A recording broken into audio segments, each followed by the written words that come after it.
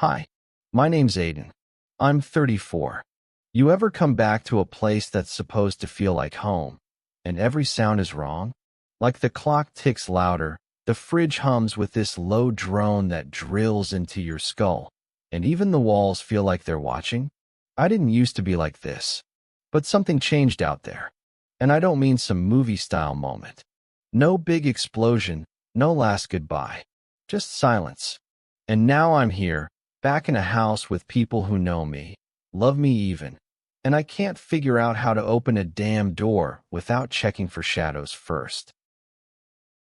Alright, before we go any further, take a breath. Get comfortable. If you're still here, maybe hit that like button and subscribe so you don't miss what comes next. 'Cause it gets messy. And hey, drop a comment.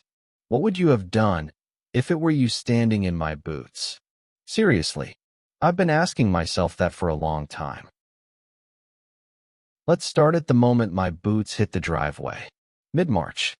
Sky like bleached denim, wind cutting sideways. Kara was standing there with Ava on her hip and Miles half hiding behind her coat. They looked smaller than I remembered. Or maybe I came back too large, too armored. She smiled. That tight, careful kind, like she wasn't sure how much of me was still mine. I gave her the same smile back. The kind you give to someone who's about to ask the one question you're not ready to answer. We rode home in silence. Well, except the kids.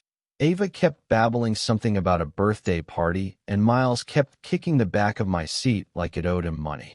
But Kara and I? Not a word. Just the radio humming something forgettable and the blinkers clicking like a heartbeat that wasn't mine. Inside, the house smelled like vanilla and laundry soap. Like she'd tried too hard to make it feel warm. The lights were on even though it was daylight. On the fridge, there was a calendar covered in notes. Soccer games, parent-teacher nights, dentist on Thursday, a world I used to live in, now written in code. She asked if I wanted dinner. I said I wasn't hungry. Not true, but the thought of sitting at that table felt wrong. I muttered something about taking a shower. Instead, I went down to the basement. It's stupid, but I felt safer down there.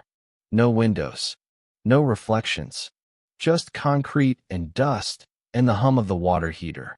I sat on the old weight bench and closed my eyes. Tried to breathe, and all I heard was sand, rotor blades, and a voice I hadn't thought about in months, shouting a name I couldn't forget. That night, I slept on the couch. Not because we fought, because I didn't know how to exist in that bed anymore. The morning started like static, white noise in my head. Her footsteps upstairs, the sound of cereal pouring into bowls, a spoon clinking against ceramic like it was tapping on my skull. I stayed in the basement. Pretended to be asleep. Pretended that I didn't hear Ava crying about socks or Miles arguing over screen time. Pretended I was invisible. Or already gone. By the time I came up, the kitchen was quiet but not calm. Kara was wiping the counter like it had insulted her, her eyes locked on a spot that wasn't dirty. Just something to keep her hands busy. "Hey," she said without turning. "Morning," I replied, even though it wasn't. Not really. She handed me coffee. No sugar. No cream.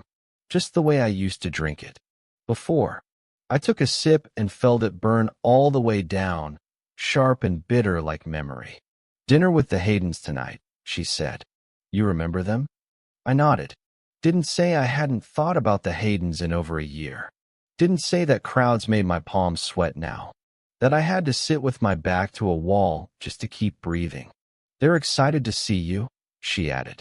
That night, the table was too full. The laughter too loud. Clinking glasses, inside jokes, stories that I wasn't part of anymore. Kara laughed, but it didn't reach her eyes. She kept glancing at me like she was watching a dog about to bite. I tried. I swear I tried. I smiled. I asked how their kids were doing. I even nodded along when Mark Hayden started talking about politics like he was auditioning for a radio show. But the lights were too bright. The jokes were too sharp. Someone dropped a fork and it clanged off a plate, a tiny metallic echo that made my heart lurch like it was under attack. Then Miles spilled his drink. A glass of water tipped over, slow and clumsy, cascading across the table like a wave across asphalt. And I was on my feet before anyone else moved, grabbing his arm, hard. Not to hurt him, just to stop something. Something that wasn't even happening. His eyes went wide, frozen, and for a second, it wasn't my son. It was someone younger, somewhere hotter, louder, afraid. Kara was beside me in a heartbeat. "Aidan," she said, soft but cutting. "It's just water." Everyone was staring. I let go, sat down. The Haydens laughed nervously. Someone made a joke about combat reflexes. I laughed too, a hollow bark I didn't recognize. Later, in the car, Kara didn't say a word, just drove. Her hands were tight on the wheel, her jaw even tighter. At home, I went back to the basement. The glass from dinner? I dreamed about it breaking all night. I started sleeping in the basement full time. No fight, no announcement. Just drifted there, like a tide pulling me somewhere colder. The couch wasn't comfortable, but it didn't matter. I didn't want comfort. I wanted quiet. Kara didn't ask why. She just started leaving folded laundry at the top of the stairs instead of in the bedroom. That was her way of saying she noticed and that she was done asking. Some nights, I'd wake up gasping, drenched in sweat, fingers curled like they were still gripping a trigger. I'd lie there, staring into the dark, waiting for something to make sense. Nothing did. Kara started staying out late. Parent meetings, she said. A friend's place. Grocery runs. I didn't ask questions, mostly because I didn't want to hear the answers. When she came home, she moved through the house like a ghost, quiet, efficient, tired of being heard. Then one Saturday morning, she sat across from me with a cup of coffee and said, "I made you an appointment." I looked up. For what? Someone to talk to. No. She nodded like she expected that. His name's Stanley. He's a vet. Runs a private practice out by the lake. I said no. You don't have to talk about the war, she said. You can talk about anything. Or nothing. Just talk to someone who isn't me. You think I'm broken. I think you're bleeding, she said quietly. And I can't keep mopping the floor while pretending you're not. I didn't respond. Just stood and left. I didn't slam the door. I didn't yell. That would have been easier. I drove aimlessly for an hour. Ended up in the parking lot of an old diner we used to go to before deployments. We used to sit at the corner booth, share fries, laugh at the jukebox. I watched that booth through the windshield, empty and glowing under yellow light, and felt like someone else's memory was playing on loop. That night, I came home to find Kara on the phone, whispering sharply in the hallway. "No, I can't just make him go," she hissed. He's not violent, he's just distant." She turned, saw me standing there, hung up. "Who was that?" I asked. She crossed her arms. "Michelle, the friend with opinions. You're reporting me now?" "No," she snapped. "I'm asking for help, because I'm not strong enough to carry both of us anymore." I nodded, just once, then walked back downstairs, my hands trembling. In the basement, I stared at the wall for hours. The cracks in the paint looked like maps, and I couldn't figure out where any of them led. Austin let me crash on his couch. No questions asked. He handed me a blanket, cracked open 2 beers, and turned on a game we both pretended to watch. After 20 minutes of silence, he finally said, "You look like hell." I shrugged. "Thanks." He waited. Let it sit. Then, she called me. I didn't answer. "She's not trying to ruin you, Aidan. She's trying not to drown." His words landed heavy, but they didn't stick. I was too busy keeping my insides stitched tight, like if I let one thread go, the whole thing would spill out on the floor. "You know, you're not the only one who's come back like this," he added. I scoffed. Don't start. I'm not preaching, he said. I'm reminding you you're not alone. You just keep acting like you are. Later that night, he showed me a video on his phone. One of the guys we used to serve with, Leo. Last time I saw him, he was shaking so bad he couldn't hold a toothbrush. Now he was in the video, smiling, holding the leash of a therapy dog, talking to a bunch of high school kids about resilience. He's not fixed, Austin said, but he stopped bleeding. I didn't know what to say. Back at Kara's, the house was quiet. Too quiet. She wasn't there. The lights were off. But the calendar on the fridge had a new appointment scribbled in blue ink. Therapy group, 7 p.m. Turns out it wasn't just for me. She'd gone to a support meeting for partners of veterans. People like her, trying to hold families together with one hand while catching shrapnel with the other. That hit harder than anything. I sat on the porch until she came home. She looked surprised to see me, but didn't say anything. Just sat beside me on the step. You remember when we bought this house? She asked. Yeah. You said it was too big. I said we'd fill it. I nodded. Guess we filled it with ghosts. She didn't laugh, just looked at me and said, You're not the only one grieving, Aidan. I miss you too. The next day, I found the card she left on the kitchen table. Stanley. Same name. Same appointment. I stared at it for hours. Didn't call, but I didn't throw it away either. That night, I dreamed of Ava crying behind a locked door and me on the other side, screaming her name, with no voice left in my throat. I wrote the letter at 2:37 a.m., hunched over the kitchen table with a half-drunk mug of coffee and a pen that kept leaking. No one uses pens anymore, I know, but typing felt too clean, too easy to backspace. The words didn't come in order. They stumbled, scratched across the page like boots in gravel. Colonel Reed, I don't know why I'm writing you. Maybe because you always saw through the performance. Maybe because you didn't flinch when we broke. Maybe because I'm out of excuses. I paused. Let my hands rest. I can't sleep. I can't breathe right in my own house. My wife talks to me like I'm made of glass. And my kids, they look at me like I might disappear. I stopped there. That part hurt. Not because it wasn't true, because it was too true. Do you remember Sergeant Valdez? The way he'd tap his helmet twice before every patrol, even when we laughed at him. I finally get it. He wasn't being superstitious. He was holding on. A ritual to stay human. I think I lost mine somewhere over there. And now I'm scared I won't find it again. I didn't sign it. Didn't mail it. Just folded the paper once, twice. Left it by the sink, like it might walk away on its own. 3 days later, Reed showed up on my front porch. No warning. No call. Still had that iron-straight posture, like gravity was just a suggestion. But his eyes, they'd softened. He didn't smile. Just nodded. I was in the neighborhood, he said. I opened the door and let him in. We sat in the living room. 2 mugs of bitter coffee between us. He didn't ask about Kara. Didn't mention the letter. Just talked about retirement. His dog. His daughter's art show. All normal things said with the weight of someone who's buried more than just soldiers. Then he looked at me and said, The war doesn't end when you leave the field, Aidan. It ends when you let someone see what it did to you. I stared at my hands. I don't know how to do that. That's the point, he said. You're not supposed to do it alone. He pulled a card from his coat pocket.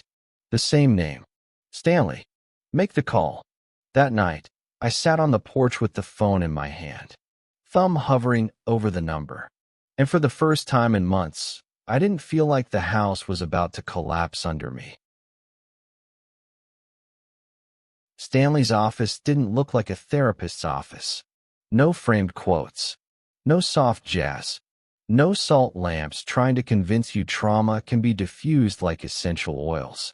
Just 2 chairs, 1 rug, a desk with a dying plant, and a window that refused to open all the way.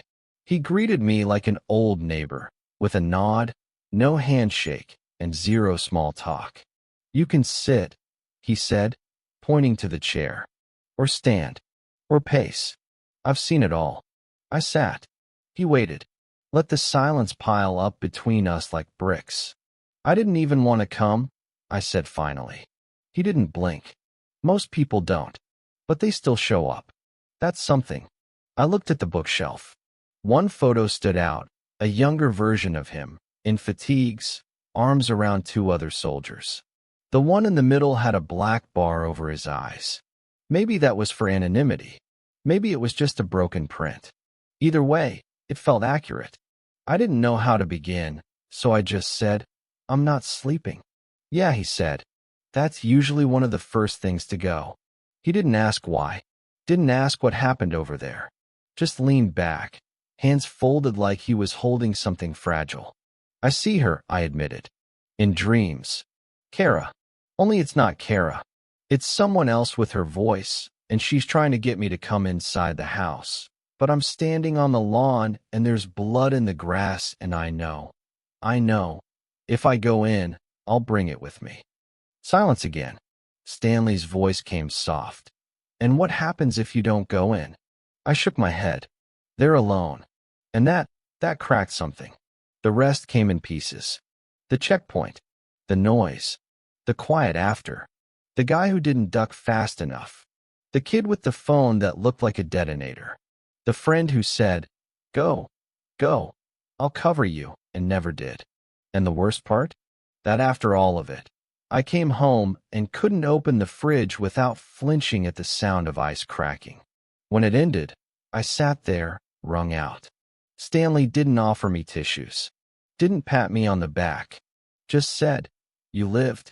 That's the start, not the finish. I walked out into the parking lot and sat in my truck for 20 minutes, keys in my hand, engine off. I didn't feel better, but for the first time, I didn't feel numb either. We sat across from each other in the therapist's office like it was a courtroom.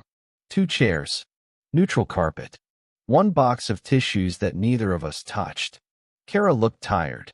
Not the kind of tired you fix with sleep, the kind that seeps into your bones, wraps around your spine, and settles there like it's home. Stanley started with something soft. Just talk to each other. No fixing. No defending. Just say what's true. I went first. I didn't mean to disappear, I said. But I didn't know how to come back and still be me. She nodded once, eyes pinned to the floor. You stopped talking to us, she said. And when I tried to fill the silence, I felt like I was drowning in it instead. We went back and forth like that. Not yelling, not crying. Just 2 people peeling away the layers like damp wallpaper. Then Stanley gave us 2 sheets of paper. Nephews, he called them. Letters you'll write, but might never read aloud. Instructions were simple. Tell each other something you've been carrying that the other needs to hear, without defending, without explaining. We sat in silence, pens in hand. My letter wasn't poetic. It wasn't even legible in some spots. Kara, I think about leaving every day. Not because I want to. Because I'm scared you deserve better than who I am now. I'm angry at everything. And underneath that, I'm scared. Of you. Of the kids. Of looking in the mirror and not seeing the man you married. Kara, I'm sorry I turned our house into a bunker. When I looked up, she was still writing. Her brow furrowed, lips pressed tight like she was trying not to say something out loud. We didn't read them. Just folded the pages, slid them across the table, and took each other's silently. It wasn't a movie moment. No swelling music. No dramatic hugs. Just stillness. And honesty. Afterward, outside, we stood by her car. I don't know if I can fix this, I said. You don't have to, she replied. I just need to know you're willing to try. There was nothing heroic about that moment. No fireworks. But it felt like standing on solid ground again after weeks of drowning. That night, I sat in the basement, letter in my lap, unopened. For the first time in a long time, I didn't feel like I had to read it right away. It could wait. Because maybe, just maybe, we weren't done yet. The invitation came folded in an envelope that smelled faintly of dust and old leather. City Hall was hosting a veterans recognition event. Reed's name was on the letterhead, scribbled with a short note. They want a real voice. Yours. At first, I laughed. Out loud. Alone in the kitchen. I'd barely been able to talk to my wife a month ago. Now they wanted me to talk to a crowd? But the next morning, Ava showed me a drawing. It's you, she said proudly. Stick figure me, standing tall in a field with medals on his chest. Smiling, not flinching. That drawing hit harder than any uniform I'd ever worn. I said yes. The event was outside, under a blistering afternoon sun. Rows of folding chairs filled with families, flags, and polite clapping. I stood behind the podium, sweat gathering between my shoulder blades, pulse thudding in my throat. Kara was in the front row with the kids. Miles wore a little blazer. Ava had glued a paper flower into her hair. She looked at me like I was someone worth watching. Reed gave the introduction, said words like service and honor and sacrifice. But he didn't exaggerate. He just told the truth. Then he stepped aside, and it was my turn. I cleared my throat, held the sides of the podium to steady my hands. Most days, I don't feel like a hero, I began. I feel like a shadow of someone who used to be useful. A few heads tilted. Someone coughed. I kept going. I came home expecting to fit back into my old life like nothing happened. But it doesn't work that way. Not when your body's here, but your mind keeps scanning rooftops. Not when your family starts to feel like strangers. And not when silence becomes easier than explaining what you saw or did. People were really listening now. No fidgeting. No phones. I didn't come here to inspire you, I said. I came here because maybe someone out there needs to know that breaking doesn't make you worthless. It makes you human. And healing starts when you stop pretending you're fine. I looked down at Ava, who gave me a thumbs up, the paper flower slipping sideways in her hair. I smiled. It wasn't performative. It was real. When I stepped away from the mic, there was a pause. Then applause. Not loud. Not forced. Just steady. Honest. Afterwards, people shook my hand. A few veterans hugged me. One kid asked if I'd sign his cap. But none of that compared to Kara pulling me aside and saying, "You let them see you. All of you." And for the first time, I didn't look away. It started with dinner. Not an invitation. Just a quiet text. "We're making chili tonight. Come if you're hungry." No punctuation. No pressure. I almost didn't go. I stared at that message like it was a test I hadn't studied for. But around 6, I found myself pulling into the driveway. The porch light was on. Familiar, yellow, and just slightly too bright, like a lighthouse trying too hard. I stood outside for a full minute before knocking. Kara opened the door, didn't say a word, just stepped aside to let me in. No lecture. No tight-lipped smiles. The kitchen smelled like garlic and cumin. Something warm. Something real. The kids were at the table coloring, arguing over crayon shades like it was life or death. Ava looked up and gasped, "Dad's here," before scrambling into my arms. Miles followed, a little slower, but with a grin that broke me clean in half. We sat. We ate. It wasn't awkward. It wasn't perfect. But it was a table with 4 people and no silence sharp enough to cut. After the dishes were rinsed and the kids disappeared upstairs, Kara poured 2 mugs of tea and joined me on the couch. We didn't sit far apart. The TV played something neither of us watched. Just background noise. Not white noise, not the kind that hides pain, but the kind that fills a room with breath. "You don't have to move back in," Kara said suddenly. "Not yet. Not unless it's right." I nodded, grateful. "But," she added, "you can sleep here tonight. If you want." There was no subtext. No trap. Just space. The kind you give someone when they've been stuck inside themselves for too long. I didn't answer. I didn't need to. I stayed. But not in the basement.